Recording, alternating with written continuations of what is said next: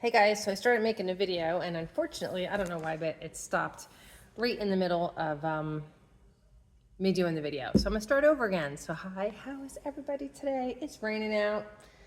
I have my loom right here by the window. Here's my loom. I have to turn the camera because unfortunately, once I start recording, I can't flip it. I'm sure there's a way, but I don't know how to do that because yeah, this is not my forte. It is what it is. So I have crazy hair today because I was outside in the rain a couple times. I had to run out and do some errands. So what am I doing on my loom? So actually, again, this is my floor loom. It is a Leclerc floor loom. It is a 4-shaft. What does that mean? So this is called a reed, okay? And it has 1, 2, 3, 4. The more shafts you have, the more complicated your designs are. So when you do a pot holder, like as a kid, over, under, over, under, over, under, if you have a single shaft that just goes up and down, that's what that does for you. It does the over, under. So by having multiple shafts, you could have multiple strings going up and down at different times, and that's how you get your design elements. So the more shafts, the more design elements you can have. So this is just a simple 4-shaft floor loom. I actually use my rigid heddle a lot more, but I am going to do something on here that I have not done before. So I figured, let me record the whole process, well, most of the process, because maybe someone else is a little intimidated, like I was in the beginning, to do this. So what I'm doing is I'm making a blanket for my grandson. Now my loom, from like here to here, is only about 28 inches wide, okay? A little bit more than, maybe 30 inches wide. It's not that wide, okay? So I want a full-size blanket. So there's something called weaving to get double the width or double weave or something like that. So that's what I'm gonna do, and I've never done it before. I've only done, just a plain flat piece of woven material. Usually just go back and forth and back and forth and back and forth and back and forth. Simple, right? Well, with this type of weaving, what you do is the way you're gonna use your heddles is you're gonna have your heddle, so the one fiber is going to lift up. You're going to go around from your left around your right, making a C, and then this is going to come down, and the bottom piece is going to pop up. This is the second layer now. So again, you went this way, and now when this is going to go down, and that other layer is sticking up, you're going to make a C. Okay, and then this layer is going to pop back up. You're going to come back around. And then this layer is going to go down, and the other layer is going to pop back up, and you're going to go over. So you're making a C. So layer A, layer B, layer B, layer A, layer A, layer B, layer B, layer C.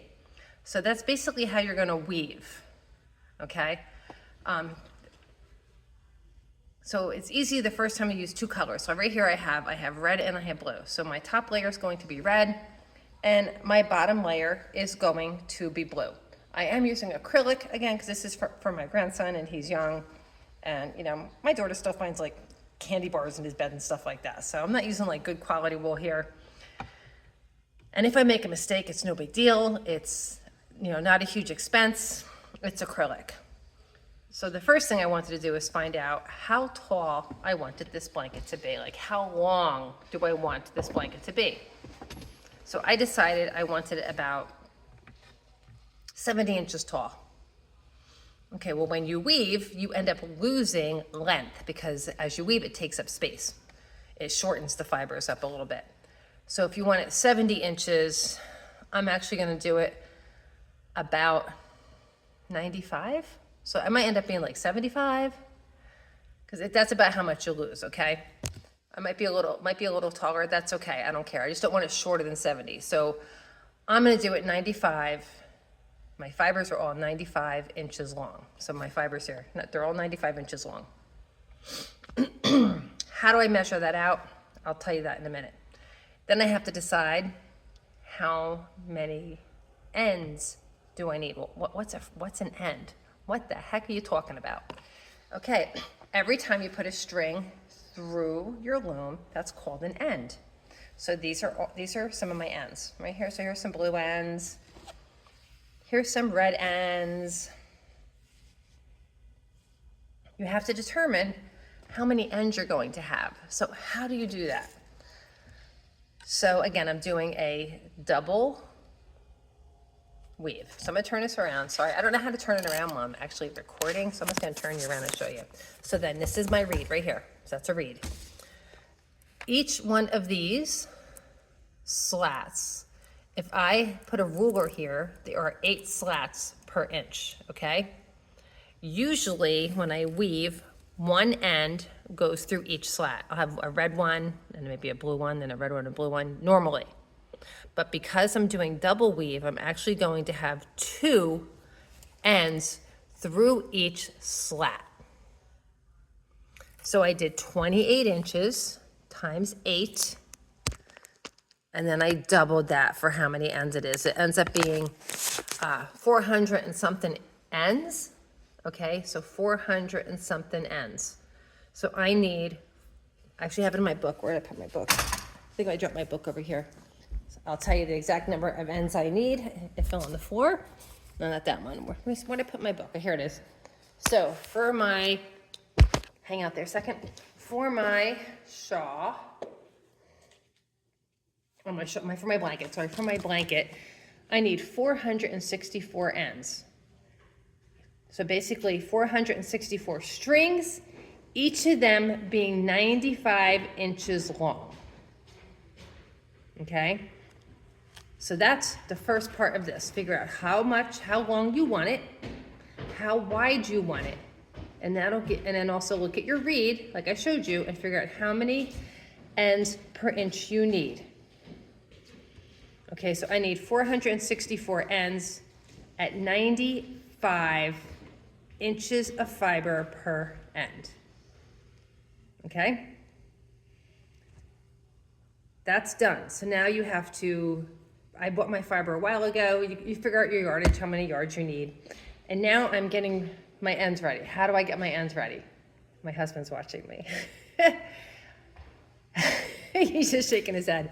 Hey, husband, you want to hold my phone for a minute and record me? He says no. All right, so how do I do my, a lot of people use something called a warping board. I do have a warping board, but it's like, whatever. So I have a really easy way of doing this. I actually use 2 chairs. Check that out. Okay, ignore my messy table. 2 chairs. So the back of one chair to the back of the other chair is exactly 95 inches. And because I go around, I will then cut this in half, and I will have, instead of having 12 ends, I will have 24 ends.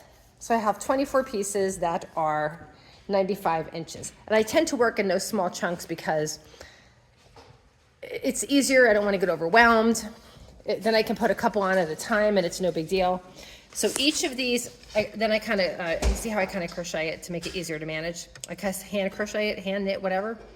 So each of these is 24 ends. Okay, so I have 24, 24, 24, and then I just did 24 more blue over there. And a lot of times I will just start small. I just start right here, and then I will start warping the loom, and then when this is done, then I will do a couple more. That way it's not like my whole loom is filled with fiber. Visually, it's not overwhelming. I don't feel overwhelmed. It's not really hard to just take these and put them through the heddles. So that's gonna be my next one, is where I start putting them through the heddles, and that'll be video number 2. And I'll talk about how I have to put it through my reed and my heddles and what order I have to put them in for a double weave. Again, I have never done this before, and I'm not an expert.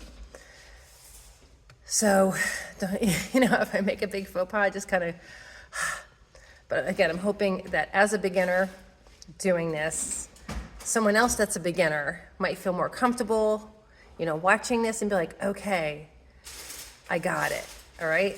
So again, I figure out how many ends I need, how tall I want it, and then I measure out my fiber, okay?